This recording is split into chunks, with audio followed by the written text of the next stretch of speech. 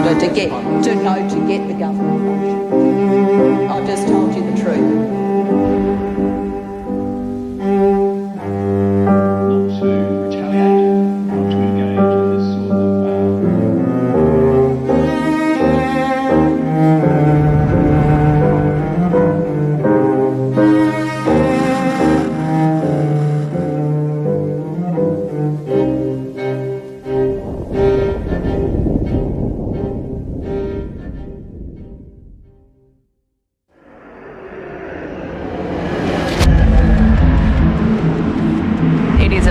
Day in Australian politics, with Julia Gillard challenging Kevin Rudd to become our next Prime Minister. Whichever way it goes, this is history in the making.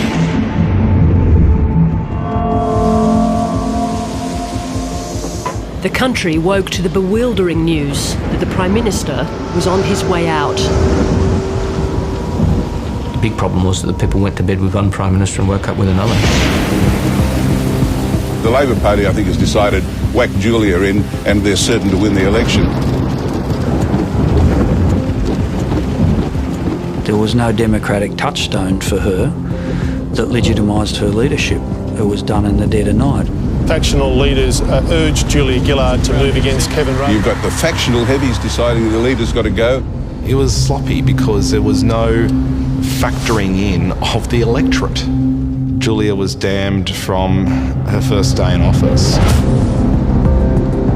Labor MPs will be meeting at 9 a.m. in Parliament. A lot of numbers are being crunched this morning, a lot of careers being crunched. In one night, we took this amazing, talented politician in Julia Gillard, and we took her from the lady in waiting and made her Lady Macbeth. And she never, ever recovered from it. I always had this long shadow from the way in which I became Prime Minister, and active steps were taken basically every day of my Prime Ministership to have that shadow become darker and darker, not lighter and lighter.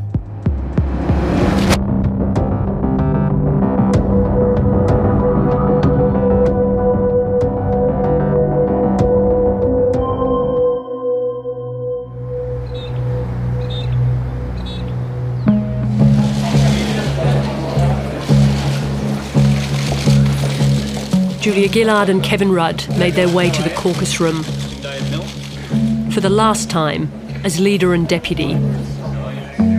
It was supposed to be for a leadership vote, but the outcome had been determined the night before. A number of factional leaders within the Labor Party no longer support my leadership. It's become apparent to me in the... Kevin Rudd's support in the caucus just appeared to vanish. It just eked away. It was quite shocking. Kevin Rudd chose not to contest the ballot. He handed the Prime Ministership to Julia Gillard. Rudd was left to appeal to his natural constituency, the voters. I was elected by the Australian people as Prime Minister of this country. I'm proud of the fact that we got rid of work choices. We started to build the national broadband network education revolution, reform the health system. We now have paid parental leave. I hope I've been able to demonstrate to you that this has been a very busy 2.5 years. It was, heartbreaking, absolutely lump in your throat material. And I'm most proud of the fact that about here we greeted the stolen generations. What I remember most about it, for those of you who weren't here, was as the stolen generations came in from over there.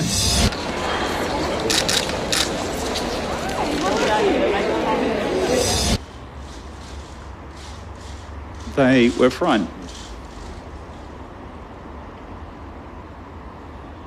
I still hoped that after the shock, the immediacy of the hurt, that over time he would actually feel some of the relief that would come with having the burdens of office off his shoulders. Did you feel relieved? Not at all, but I imagine that's the sort of thing an assassin does say.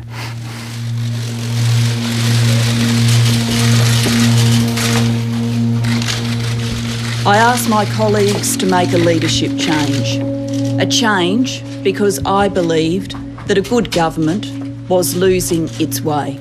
I know the Rudd government did not do all it said it would do. At the end of the day, it didn't cut it, and we didn't think that would be appropriate on the day that he was going through so much anguish that we would go out there and dance on top of him.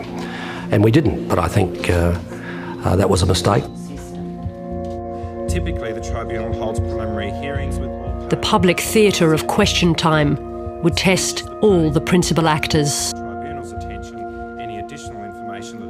When I walked in, the eerie nature of the silence in the chamber really struck me. Thank you very much, Mr Speaker. Mr Speaker, this morning I was elected as leader of the Parliamentary Labor Party. Kevin Rudd sat on the backbench, unable to conceal his emotions. I accept that the government has lost track. We will get back on track. I have taken control for precisely that purpose. The former Prime Minister... Rudd had announced in his press conference he planned to stay in Parliament. The gratitude and respect. I thought it would be best for him personally if he didn't contest the next election. In question time today. The assumption was that Kevin Rudd would just pull up stumps and leave Parliament. That just betrays a complete lack of understanding about Kevin Rudd. I, Julia Eileen Gillard, do solemnly and sincerely affirm and declare that I will well and truly serve the Commonwealth of Australia. Julia Gillard was sworn in as Australia's first female Prime Minister. Meanwhile, negotiations over Rudd's future were underway. There was a very preliminary discussion as to whether Kevin would consider staying on in Cabinet. Prior to the end of that day, Julia Gillard, through her Chief of Staff, had asked my office to ask me whether I wished to serve in the Cabinet of the government. I sent back a message saying yes. No offer was made. Certainly I never authorised an offer to be made to Kevin.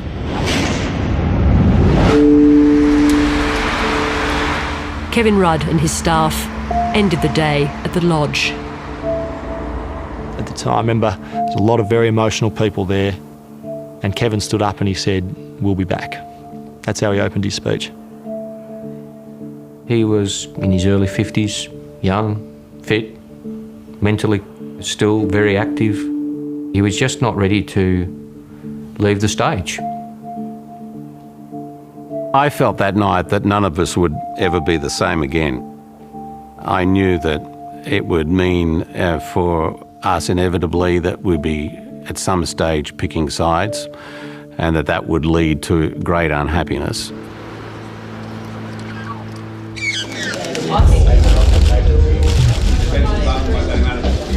The first cabinet meeting of the Gillard government.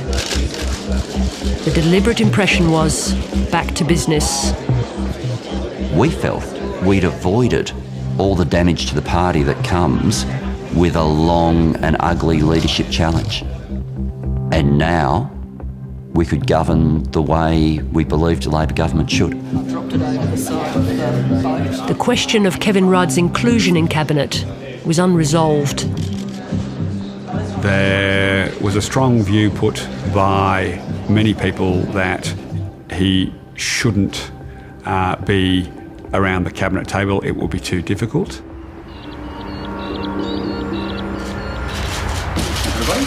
Kevin Rudd left the lodge for the last time. Julia Gillard had offered to bring him back into the Cabinet after the election, but not in the role he wanted as Foreign Minister. I thought the best thing was for Kevin to take a bit of time out. Heavens knows he's earned it. The reality is, Julia Gillard, you wanted a break from him rather than him wanting a break from being a minister. Well, John, I think that's a fairly unkind remark.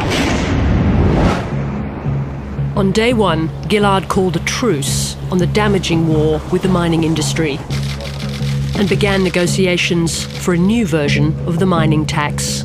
Get off the agenda. That was her attitude. Just get it settled, get it off the agenda. Hours of talk with mining bosses and plenty of wine ended with both sides signing on the dotted line. The revised tax satisfied the powerful multinational miners. In the short term, it looked like a victory for the new Gillard government. When we made agreements, they've stuck. Early internal polling done by the Labor Party after the leadership change showed the primary vote was up 7 points. Asked to describe Julia Gillard in one word, the responses were varied.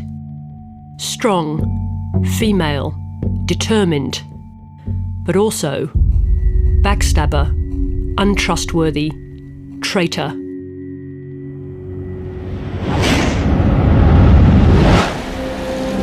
Please welcome Prime Minister Julia Gillard. Questions about the machinations of the leadership change were beginning to emerge.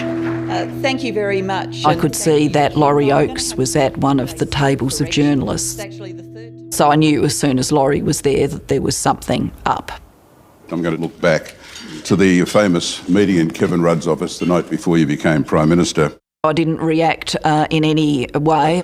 I didn't move. Is it true that Mr Rudd indicated to you that if closer to the election, polling showed that he was an impediment to the re-election of the government, that he would then voluntarily stand aside and hand over the leadership to you before the election? Is it also true that you agreed that this offer was sensible and responsible? Behind that fixed posture, obviously incredibly angry because it was clearly a leak from Kevin to Laurie designed to destroy this event. You said you'd changed your mind, you'd been informed. It was so bad for me because it was directly on character questions about how I had become Prime Minister. Did you give Laurie Oakes that account? It's entirely possible, but just as it's possible that I spoke to a whole bunch of other journalists about it. Julia Gillard marches in and launches a leadership coup, and then suddenly there's supposed to be some veil of total secrecy surrounding a conversation with me. We went into that discussion on the basis that it was a confidential discussion between colleagues, and I intend to respect that confidence for the rest of my life. I'd taken a decision at the time that on all of these questions I was not going to unpack before the eyes of the public all of the things, the chaos that had built up. You didn't have to unpack all of the chaos. I mean, the question of what happened in that room is not a complex one. No, I absolutely disagree with that. I was very conscious that if you put even your toe on this very sticky piece of paper, then you would be caught on it. Is it true that there was then a brief break during which... I think Julia's always had a bit of a problem with the truth. Julia is such a disciplined political player that she has almost in her mind a scripted answer to any question that you ever put to her.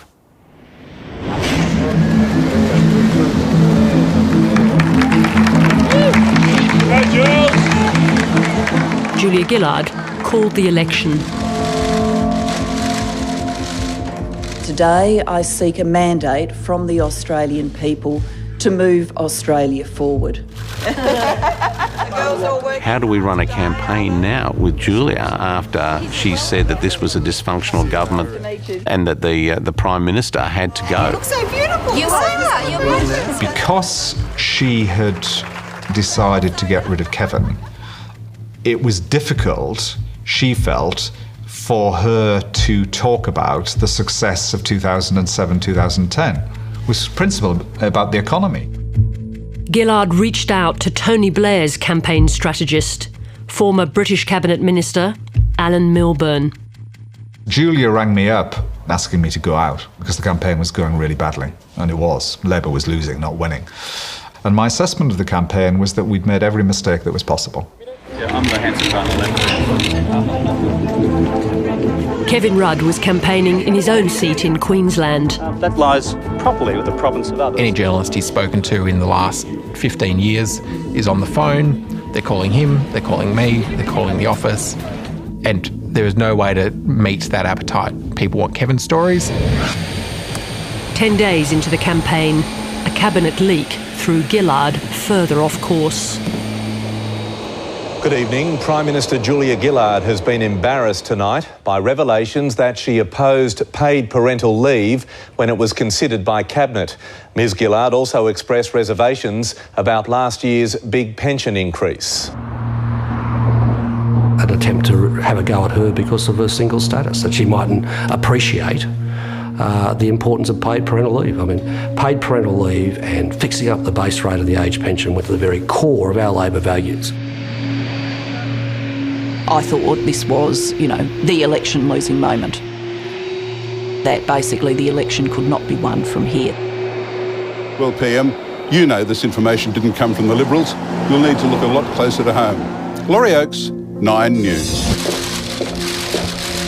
As we worked our way through both the pension increase and the paid parental leave scheme, I looked at them from every angle. We are talking about expenditure. I knew instantaneously that, Laurie Oakes has got a story, he's got a highly credible source, and my view was there could only be one highly credible source that he could have spoken to, and that was Kevin. Well, I've always thought it was Kevin Rudd. Why so sure? It couldn't have been anybody else. There is nothing that should lead you to expect, bastardry of that magnitude. Hard things happen.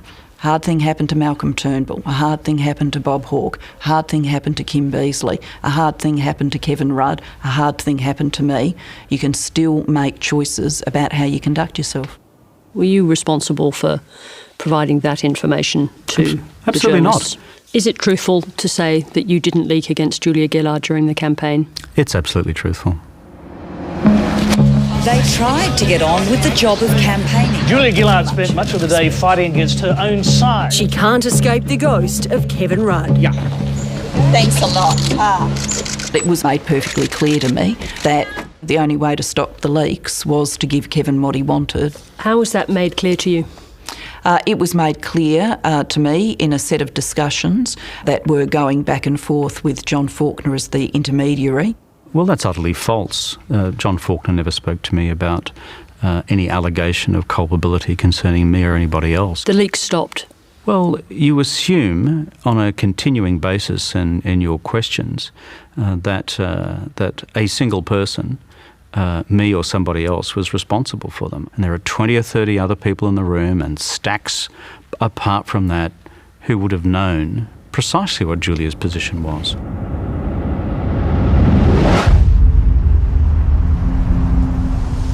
Whatever the negotiations were behind the scenes, Kevin Rudd was promised the Foreign Ministry if they won the election.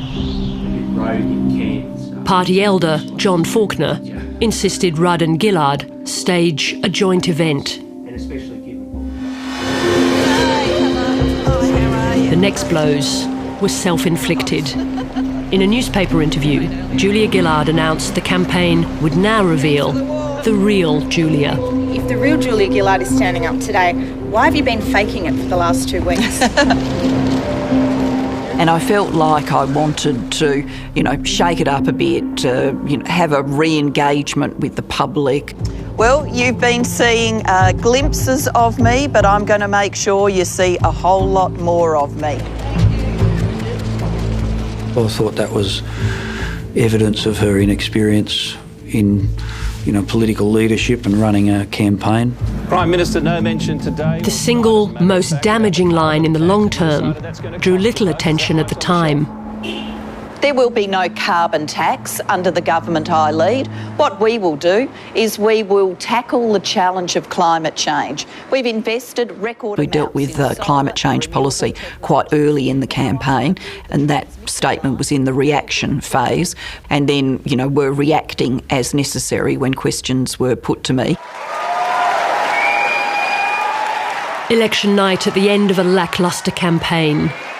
The contrast with Labour's victory in 2007 could hardly have been more stark. That night, the convention centre was absolutely dead. It was perhaps a third full. There was a feeling of a very, very poorly attended funeral. Well, this could get down to 1 or 2 seats tonight. The figure I've got in the computer at the moment is saying Labor 75 seats, which is a dead heat. Julia Gillard. Labor lost 13 seats. Neither side had a clear majority. And that is where we find ourselves tonight. Obviously, this is too close to call.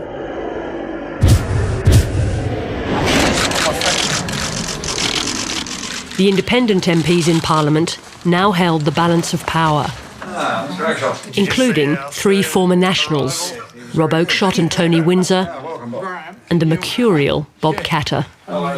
The history of this is told now, wrongly, as if it was always inevitable that I was going to form government. That wasn't the truth. She was more capable of doing the job. Her background, her capacity to negotiate was obvious. Good morning. First step in the numbers game was the deal that became known as the Labour-Green Alliance. Congratulations, thank you. I equalised the seat tally by doing the early agreement with the Greens. Thank you. It played into the narrative, which is dangerous for Labor, that the Greens are somehow an extension of Labor.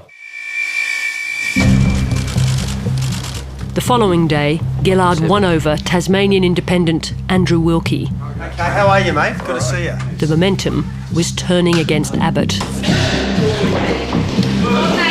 So they're all asking if you're abstaining. On a wild day in Parliament House, Tony Windsor and Rob Oakeshott finally decided to back Julia Gillard. This is going to be a cracking parliament. You know, it's going to be ugly, but it's going to be beautiful in its ugliness. Julia Gillard's minority government was sworn in.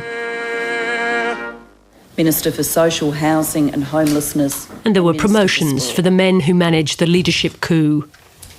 I'm Mark Victor Arbib. Mark Arbib, Don Farrell, David Feeney and Bill Shorten.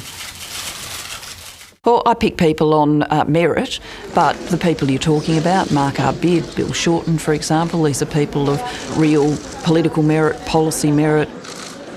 I'd worked with Mark. I thought Mark was a person with real capacity, and clearly I've got a very favourable view of Bill Shorten's capacities. Prime Minister and Deputy Prime Minister of Australia, give them a warm welcome. At the back of the room in the victorious caucus, the new Foreign Minister joined in the applause. Was he always coming back? How deep was his drive to be vindicated? Almost immeasurable. I don't think Bruce necessarily understands what motivates me. I'm fairly private about those things. My desire was to be able to serve as Foreign Minister without getting in the road of people domestically.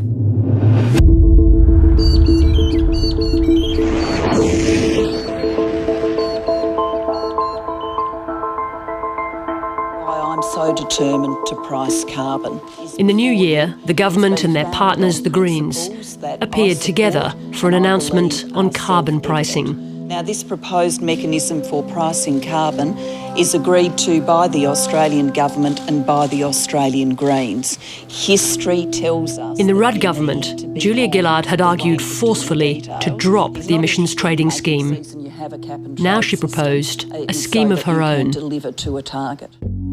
Prime Minister, on the eve of the last election, you said there'd be no carbon tax. There will be no carbon tax under the government I lead. Were you wrong to say that? And what's changed your mind? The Australian people voted for this parliament, and this parliament gives us an opportunity to price carbon, and we should. It's the right time to do it. It started with a fixed carbon price for at least 3 years.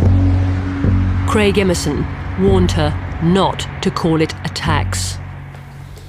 I said, after the election, you must not concede that you are pressing ahead with a carbon tax. Don't call this one a carbon tax, because you'll be seen to have broken a promise. And the response I got was, we're not going to get drawn into a game of semantics here. With this carbon tax, you do concede it's a carbon tax, do you not? Oh, look, I'm happy to use the word tax, Heather. I understand some silly little collateral debate is broken out today. I mean, how ridiculous.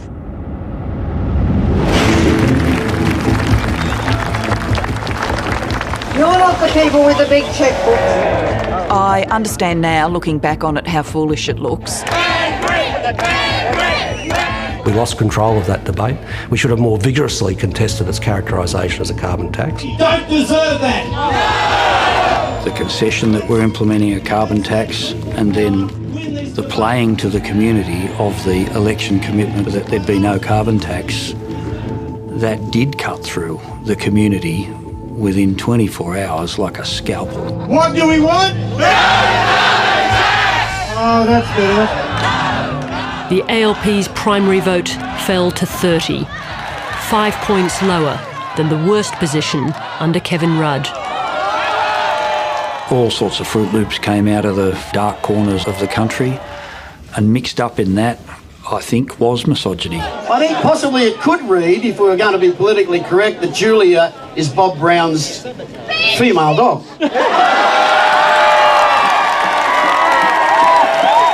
Opposition leader Tony Abbott joined the demonstrators.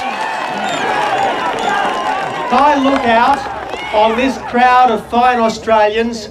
I want to say that I do not see scientific heretics. I do not see environmental vandals. I see people who want honest government. I felt like vomiting when I saw the signs. And an intelligent response. Ditch the witch is bad enough, but Julia Bob Brown's bitch is so deeply and utterly offensive. Deeply and utterly offensive to any woman in this country, let alone the Prime Minister of Australia. Bloody legend, mate. Bloody legend.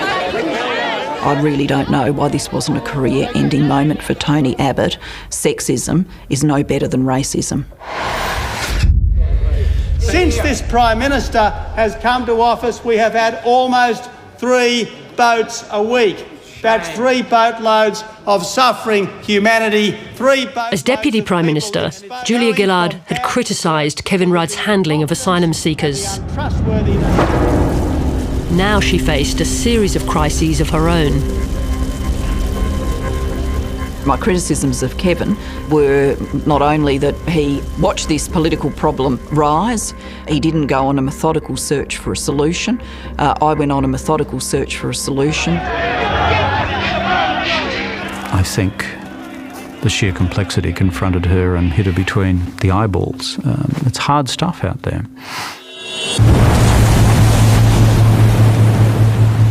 A boat carrying asylum seekers was dashed onto the rocks at Christmas Island, bringing the tragedies at sea closer to home. Which moral compass points you towards drowning as an acceptable outcome? Which moral compass lets you do that? I knew that the only thing that would work is something like returning people to where they'd got on the boat via a proper agreement. And I knew that we just have to do whatever it took to get that agreement up. By August, an agreement was reached with the Malaysian government. A group of asylum seekers were readied for departure from Christmas Island. If you spend your money, you get on a boat, you risk your life, you don't get to stay. You go to Malaysia. The deal was that asylum seekers coming to Australia by boat would be sent directly to Malaysia. We got an agreement which nobody said we could get. The Liberal Party knew it would work. And all the legal advice was this was solid. This was a proper agreement. At the 11th hour, a High Court injunction halted the transfer. Tonight, the government's asylum seeker swap with Malaysia has imploded. First East Timor, now Malaysia. Another so-called asylum seeker solution is no solution at all. The deal with Malaysia was effectively over. Let's make no bones about it. Today's decision by the High Court is a profoundly disappointing one. I think it was one of the biggest policy weaknesses of her time. You could not live with a situation where you had arrivals running at thousands a month. The carbon tax rallies rolled on. boosted by the presence of politicians and broadcast celebrities calling on the Prime Minister to resign. Now, what we are saying really to Julia Gillard, to the Prime Minister, is a very simple message. Julia, go away. Go away, Julia. Get out of our lives, Julia. The language on Gillard in focus groups was really harsh. It was amazing that you could have, 6 or 7 strangers who didn't know each other in a room, and Gillard would come up and would be full on and nasty, and they were basically repeating what they were hearing from shock jocks and all those sorts of cheerleaders. Nasty, backstabbing, and it always ended in the word bitch. Good evening and welcome to Q&A. I'm Tony Jones, and answering your questions tonight, the former Prime Minister, now Foreign Minister, Kevin Rudd. That's exactly what In the midst of the attacks on Julia Gillard, Kevin Rudd went public for the first time, airing internal disagreements in his government over climate policy. Here that there were a diversity of views within the Labor Party at the time, and within the cabinet. That wouldn't be stretching the truth too far. And so you had some folk who wanted to get rid of it altogether. That is, kill the ETS as a future proposition for the country. I couldn't abide that. One of the consequences, of course, of minority government, when there was bad behaviour, and Kevin consistently danced right out on that line of bad behaviour, I couldn't do that much to discipline him, because the nature of minority government is kind of everybody's got their hand on the grenade and anybody can pull the pin. The nature of the hung parliament meant that during that entire period it was unstable in terms of the media and in terms of the perceptions. It was like living in two worlds, because at the same time the government and the parliament were actually functioning pretty well. Legislation was being passed. Today, Mr Chairman, marks the beginning of Australia's clean energy future. The passage through Parliament of the plain packaging legislation is a milestone moment. The government has passed a key part of its national broadband legislation after a marathon debate. The Parliament now having passed 250 pieces of legislation.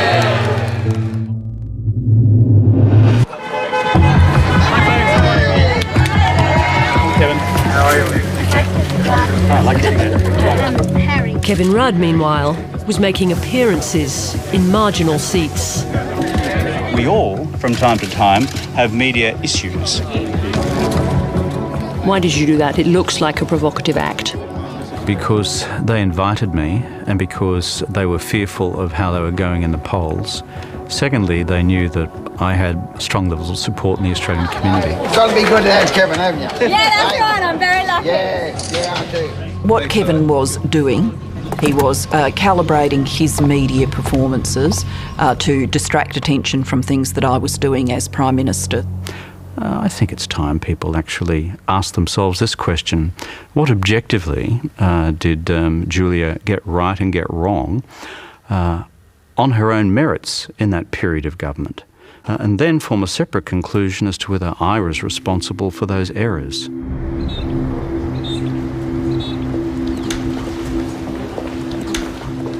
By now, Julia Gillard had already lost the support of one of her earliest backers in the leadership change.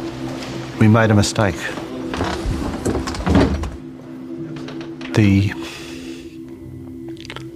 things that we sought to achieve by changing the leadership and in the manner that it was changed had been totally unproductive, counterproductive. She didn't have within herself the persona or the authority that is necessary to do that job. West Australian Senator Mark Bishop reached out to Rudd. He came back to me straight away and we set up a time and we had a talk in my office.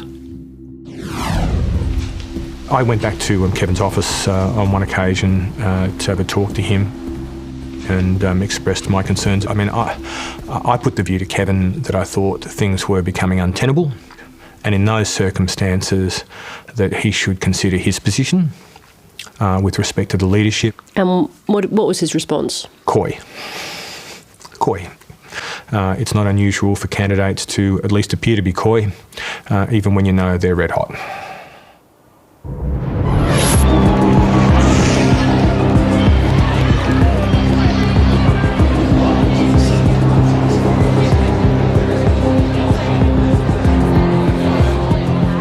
Julia Gillard's first Labor Party conference as Prime Minister. The lead up to that conference was incredibly tense, was incredibly frenzied.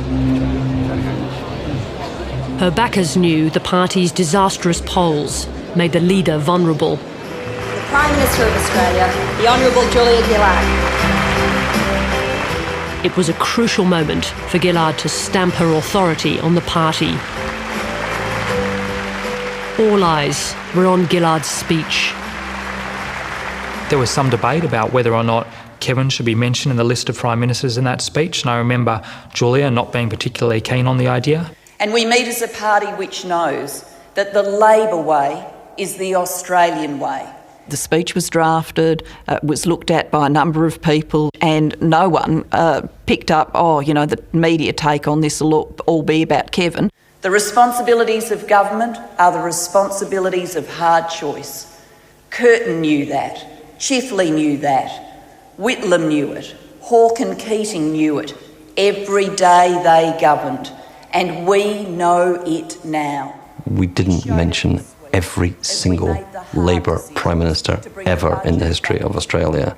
And we certainly did not deliberately omit the name of Kevin Rudd. To prepare our nation for the future too. I was a bit hurt Labor Party conference. because it's a gathering of the party faithful. Labor in our youth because we had no opinions. We didn't come here. But more than that, I just thought it was politically dumb. Kevin Rudd supporters have been complaining all weekend that the current Prime Minister has been trying to airbrush the previous Prime Minister out of... Airbrushing of Kevin Rudd from history inflamed the tensions between the Prime Minister and the Foreign Minister. What we chose to do was, first of all, to stimulate consumption.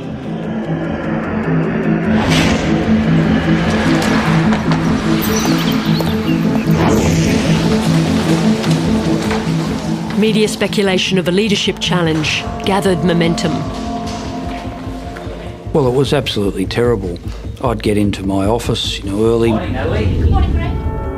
And here it is, front page splash, the Herald Sun, the Australian, the Daily. Now, forgive me, but they usually were News Corporation papers. More shit on Labor, all provided by unnamed sources within Labor. And day after day after day of vicious backgrounding by people from within our own government. So it's deeply dispiriting. Very few people come to this with clean hands. Frankly, Kevin destabilised Julia. In my view, Julia destabilised Kevin and Kim Beazley. Wayne Swan destabilised Simon Crean. So what I did is what a range of colleagues have done at various times on various occasions to various leaders. I take no pride in it. I take no pride in it at all. However, do I think it was necessary in the circumstances? I do. Both sides briefed journalists. A group of journalists came round and then had an expansive off-the-record discussion with me about how the government was going at their request. I was full and frank with them about how I thought we were going, as I was full and frank with them that I'd be doing nothing about it. Certainly, I had to take steps to try and answer all of this. So did I ask some of my good colleagues to speak to journalists so that they got both sides of the story? Absolutely, I did that. Checking out the Australian newspaper online.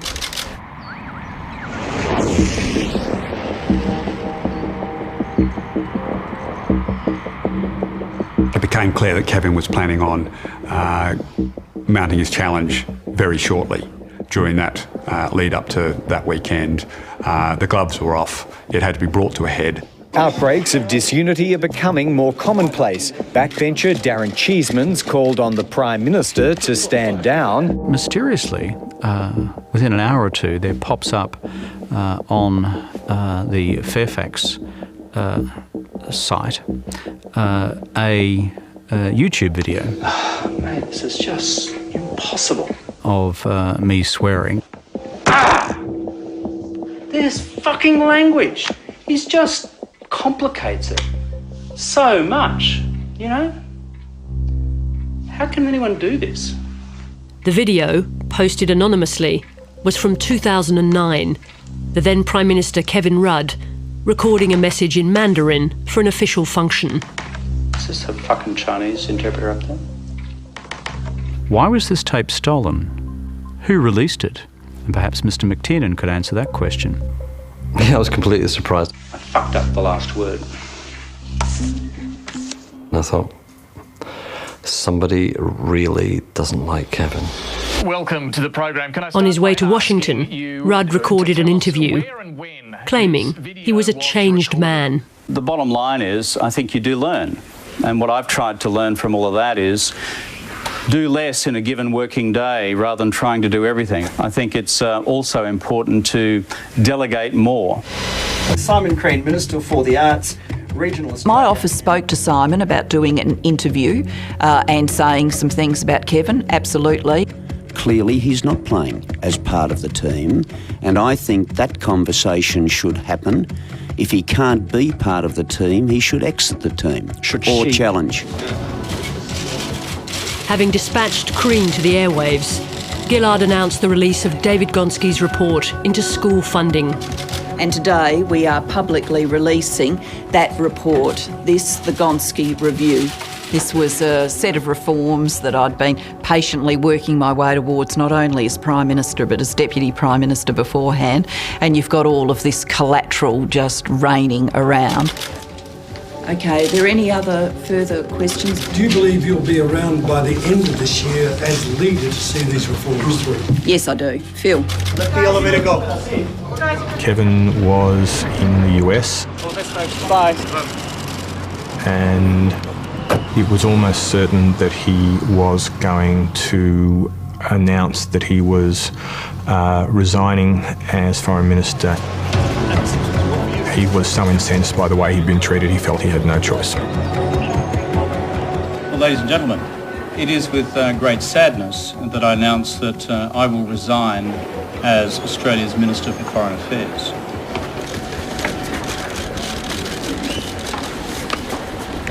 I have decided that at 10 a.m. Monday morning, a ballot for the Labor leadership will be conducted.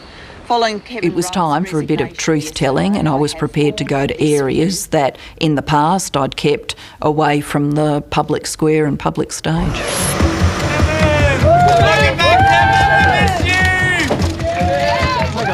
Ministers lined up to attack Rudd.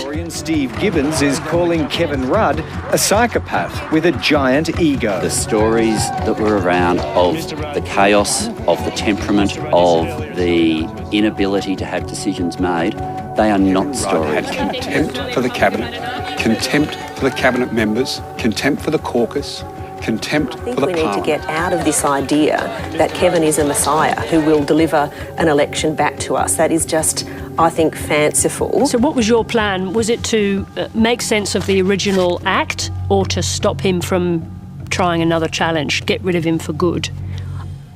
Both of those things. The truth is that Prime Minister Rudd is deeply flawed. I was ready to go from the second that it came on. Mr Rudd was quite disloyal to the Labor movement, which put him into Parliament. I thought it was a very, very big call to make those views so public and to make them so transparent. Anthony Albanese made an impassioned plea to his colleagues. I have devoted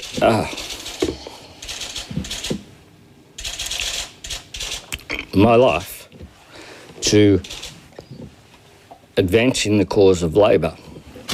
I have despaired in recent days as I have watched Labor's legacy in government be devalued. I'd argued against this sort of action before, on the night of 23rd of June 2010. I believe the government's difficulties can be traced to that night. Albanese announced he would vote for Rudd in the ballot, knowing Rudd would lose. Julia Gillard won the ballot convincingly, 71 to 31. But the damage to Labor was irrevocable. Is the party going to be united after this? In the midst of the drama, one of the chief architects of the 2010 leadership coup quit Parliament. Now, Ron, I, along with my colleagues, have had to make some very tough decisions over the past 3 years. Before he left, Mark Arbib went to see Kevin Rudd. He came around to my office, said, "So, do you admit that you got it wrong?" He said, No. So within 24 hours, it had been briefed out to the media by Arbib that we'd had a reconciliation and a meeting. For God's sake. You spin your way in, you spin your way out. And there goes the heart and soul of the New South Wales right. Off to Casino Land, the moral epicentre of that particular factional grouping. Was that too harsh? Coming back and difficult day. And the embattled MP Thompson's accused of using union funds to pay for prostitutes and other indulgences. Sex and corruption scandals involving Labor MP Craig Thompson and the Speaker Peter Slipper ran for months. The AFP announced today that it had launched a formal investigation into fraud allegations involving the motion to oust him was House of defeated by one vote, Peter but it's something of a hollow victory. There was just ongoing speculation about whether it was Peter Slipper, whether it was Craig Thompson. To be trapped in an endless discussion about prostitutes and credit cards and text messages was very, very frustrating. Honourable members, the Speaker. In the previous year, Liberal National MP Peter Slipper had agreed to become Speaker of the House, Almighty God, we humbly beseech thee to ensuring a precious extra vote for the government. prosper our deliberations to the In a majority government, I would have had more options. I would not have needed to make the arrangement with Peter Slipper. Clark. I would have had a freer hand with Craig Thompson. Mr Slipper is Julia Gillard's man, just as Craig Thompson is her man. The Peter Slipper saga continues, and just continues and continues and continues. It's getting worse. Yes. As the public mood against the two men hardened, Gillard was forced to act. Craig Thompson was suspended from the Labor Party. Peter Slipper from the speakership. The papers that we woke up to the next day was the worst set of papers that I saw in the entire period of government. There was a very real sense at that point that the government could fall at any moment.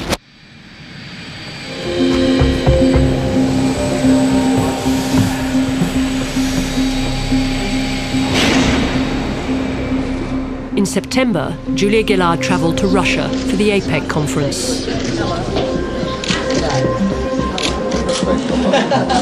For security reasons, they changed over our mobile phones, so we were all struggling with these old Nokias.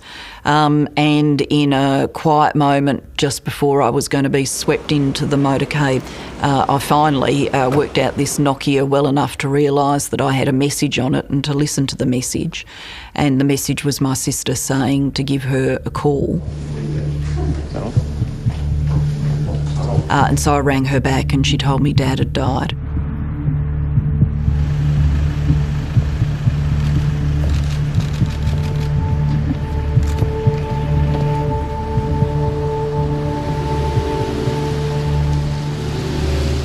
This was a profoundly distressing time in her life. In the life of the man, there is a moment to go gentle into that good night, and so it was. Thank you. In relation to the ABA, Broadcaster Alan Jones turned Gillard's bereavement into another opportunity to abuse her. He knows that Julia Gillard's a liar. The old man must have been open, he was going, shame. You think we're going to do it? Lies to him, no, she's look, hang on. I just can't describe the horror of that. And I don't understand how people can think that way and have that in their hearts. You know, there's so much hatred.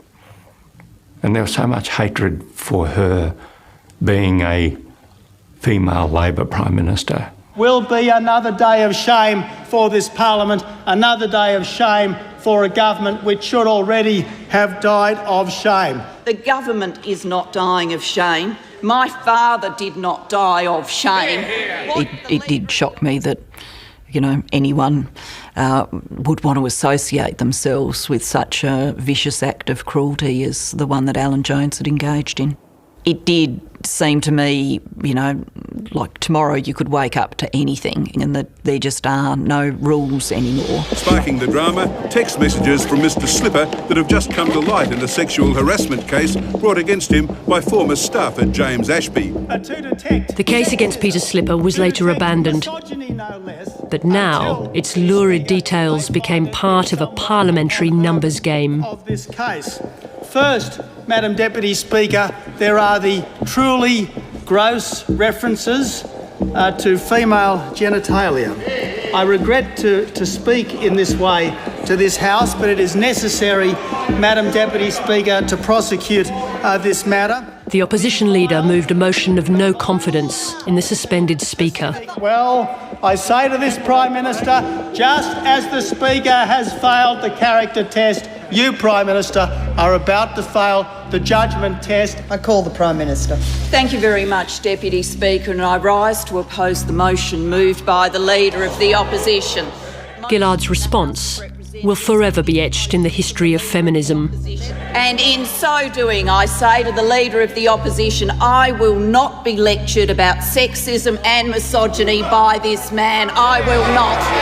I was offended when the Leader of the Opposition went outside in the front of Parliament and stood next to a sign that said, ditch the witch. I was offended when the Leader of the Opposition stood next to a sign that described me as a man's bitch. I was offended by those things. Misogyny, sexism, every day from this Leader of the Opposition.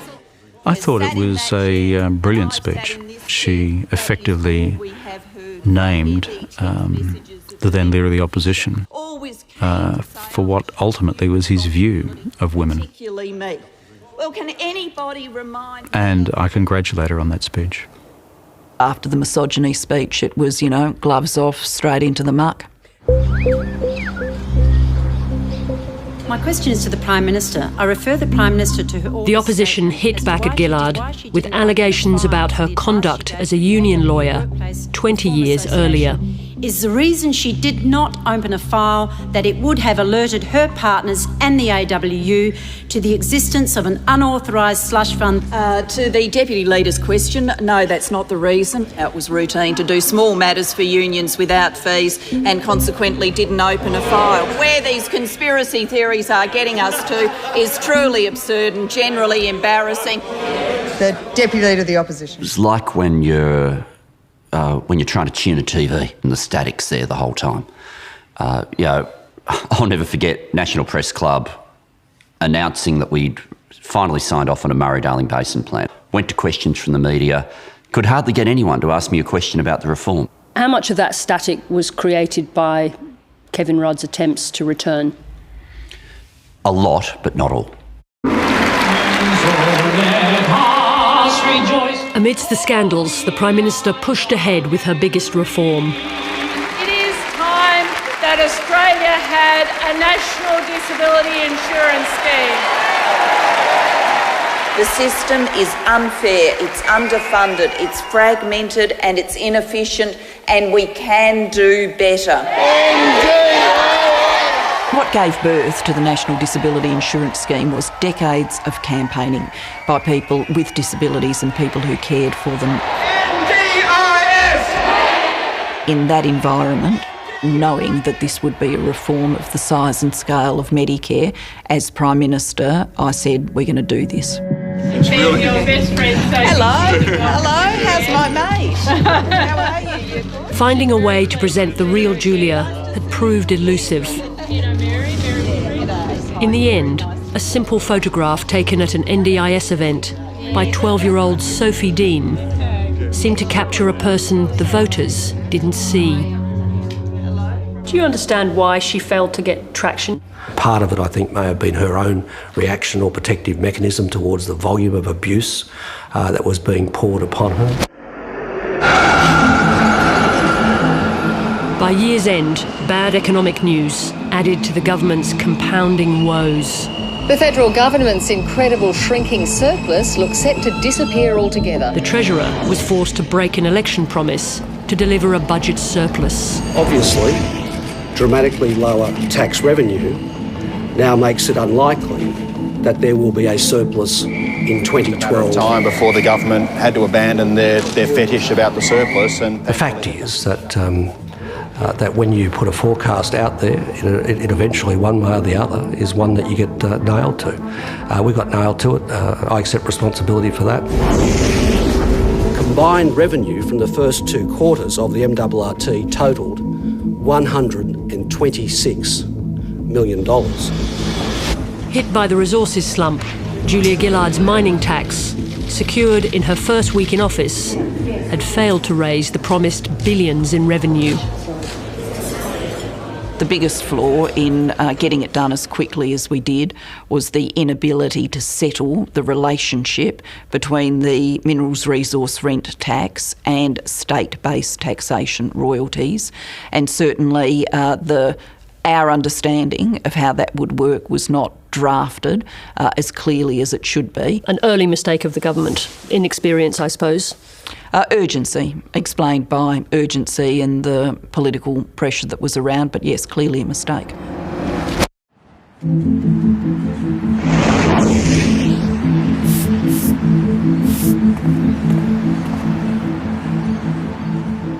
Going into 2013, the numbers were diabolical in New South Wales. I sent the Prime Minister this research that says we're finished in Sydney. And, you know, Julie is a smart political operator. She realises that this is very, very politically powerful. And I get a phone call and I get invited to this private brunch at Kirribilli. He came to see me and to talk about Western Sydney. I said, Prime Minister, we are losing the entire migrant vote in Sydney. This is us having no base. And she says to me, is this about Kevin? And I said to her, it isn't about Kevin, but it'll become about Kevin. It was inconceivable to me that the kind of anti-Labor work that Kevin had been involved in, the destabilisation, the leaking, would be rewarded by the leadership. And Julia looks at me and says, you don't know him, Sam. You think you know him, but you don't know him. He's a wrecker. You can't reward a wrecker.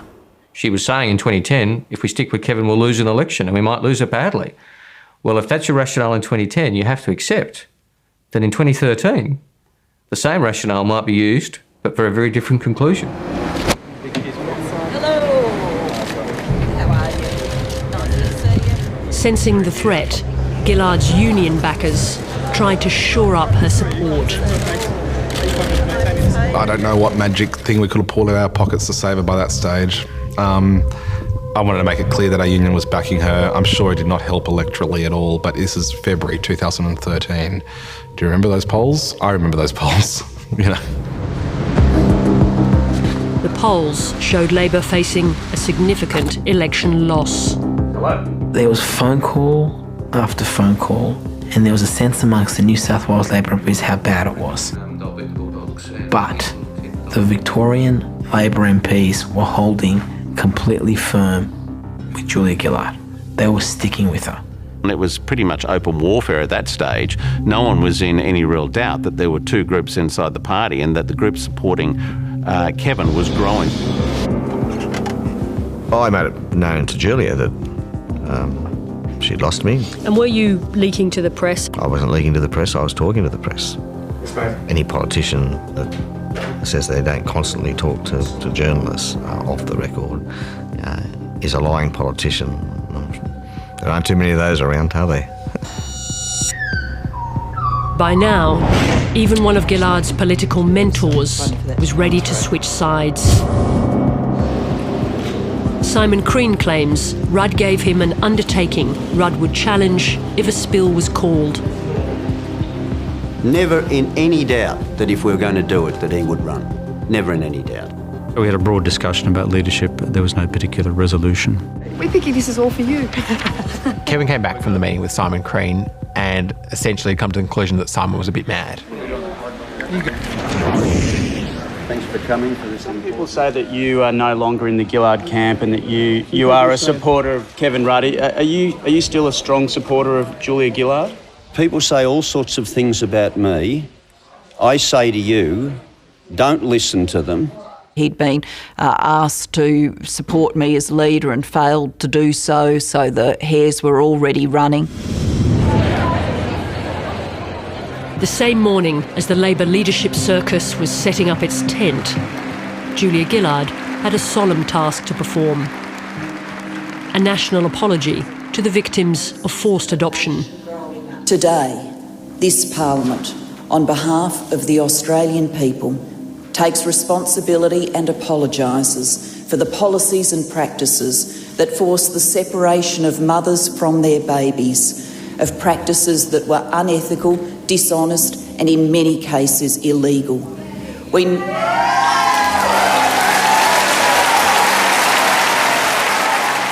Paul Howes had a personal involvement in the campaign for an apology.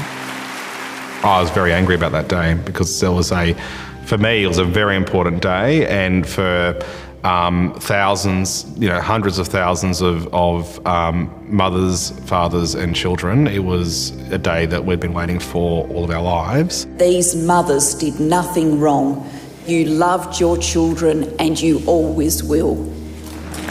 To have it waylaid with a crazy-ass kind of brain fart just shat me to no end, to put it politely. I am asking her to call a spill of all leadership positions in the party. I will not be standing for the leader. I will be putting myself forward in the leadership team for the deputy leader.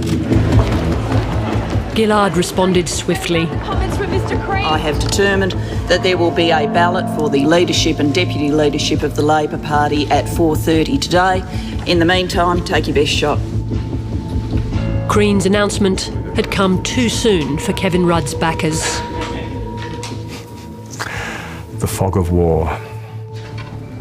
Alan Griffin and Kim Carr had independently had a look at the numbers, and no matter which way you looked at it, Kevin was going to fall about 5 short. You've got the numbers, Mr. Rudd? When I say that I would not challenge for the Labor leadership, I believe in honouring my word. Kevin Rudd didn't nominate. The leadership ballot was uncontested. Gillard sacked Simon Crean from the ministry. I decided to resign. And she has accepted my resignation. 7 Rudd backers, including 3 ministers, resigned. To offer my resignation, and the Prime Minister has chosen to accept it.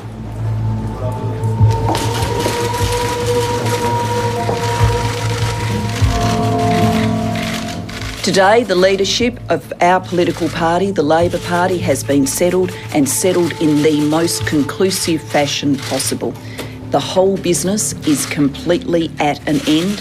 It has ended now. No, I didn't think it was all over. With little time and dwindling political capital, Julia Gillard fought to secure her legacy in education and disability.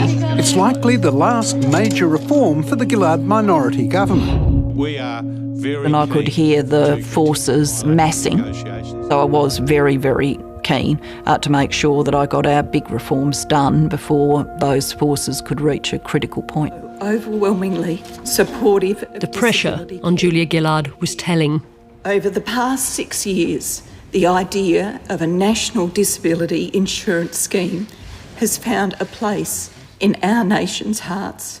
But the voters were unmoved. The system should let Australians down.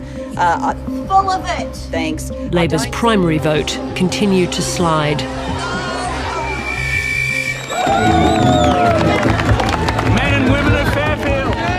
Kevin Rudd focused his attention on the vulnerable seats in Western Sydney. I remember thinking, is this like Jesus coming into Jerusalem? You know, maybe this is just a bit too good. Gillard's support in her own state had held up till now. And what you suddenly had was the polling coming out of Victoria, and the phones kept ringing. And it was the Victorians all of a sudden this time calling, saying, hey, it's bad down here. It's really, really bad. I had a conversation with Bill in Melbourne before the last parliamentary fortnight where he indicated to me he thought things were pretty dire. Did you feel betrayed by him at that point because he had been a very fervent backer, driver of the change of leadership in 2010? I understood he was going to make a, different decision. Yes, in the moment you're disappointed. And so the Labor government, bitterly divided, returned to Canberra for the final parliamentary session before the winter recess. I think I was the person who coined the phrase the killing season. It was the last sitting fortnight before the election. Realistically, if there was to be a challenge, it would have to be in that sitting fortnight.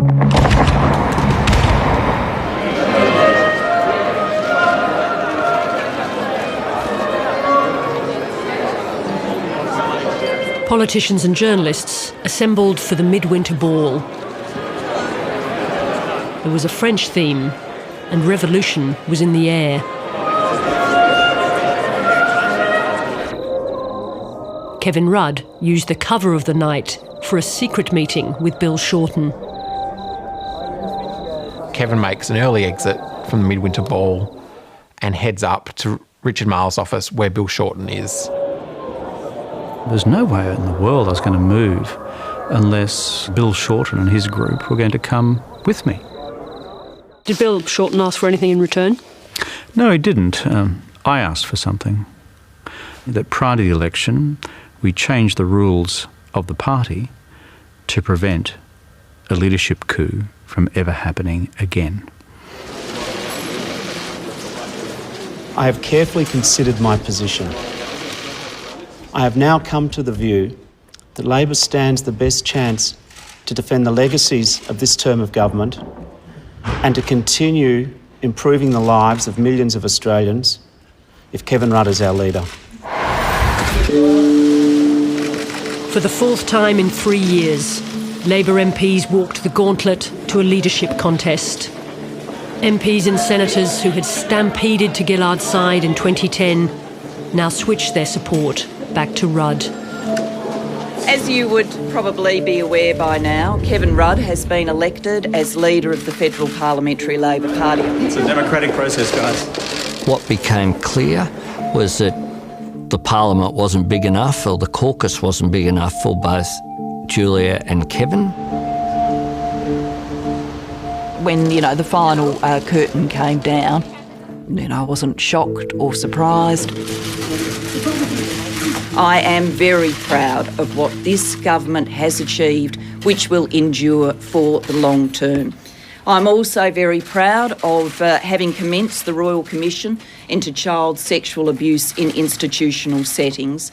I want to just say a few remarks about being the first woman to serve in this position. It doesn't explain everything, it doesn't explain nothing, it explains some things. What I am absolutely confident of is it will be easier for the next woman and the woman after that and the woman after that, and I'm proud of that.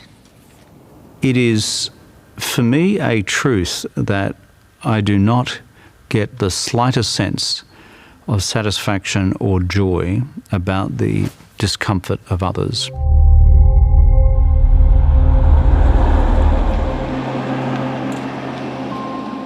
I'm not quite homeless yet, but probably soon. You've got to gather yourself, you've got to give the speech, go see the Governor-General, do all of that. And then you get to have a few drinks with friends, so that's not that hard.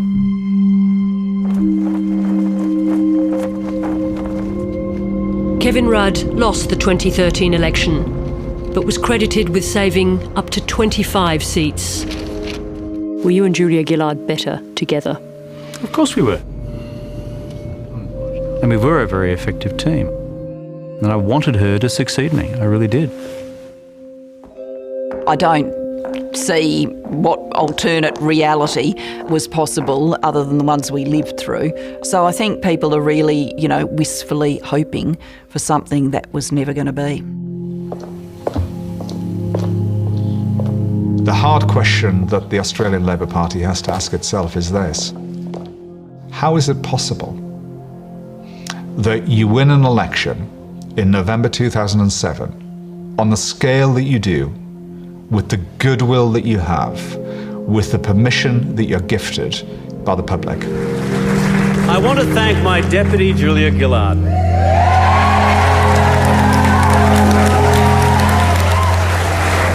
She has been fantastic as the deputy leader of the Australian Labor Party. She'll be fantastic as the Deputy Prime Minister of Australia. Kevin's just done a remarkable job in the less than 12 months he's been leader, and a remarkable job during the campaign. Great support. He's just, amazing, and intellectual grasp, touch with the Australian community. You couldn't possibly ask for better. And you manage to lose all that goodwill, to trash the permission, and to find yourself out of office within just 6 years. I've never seen anything quite like it in any country, anywhere, any time, in any part of the world. No one can escape blame for that, in my view.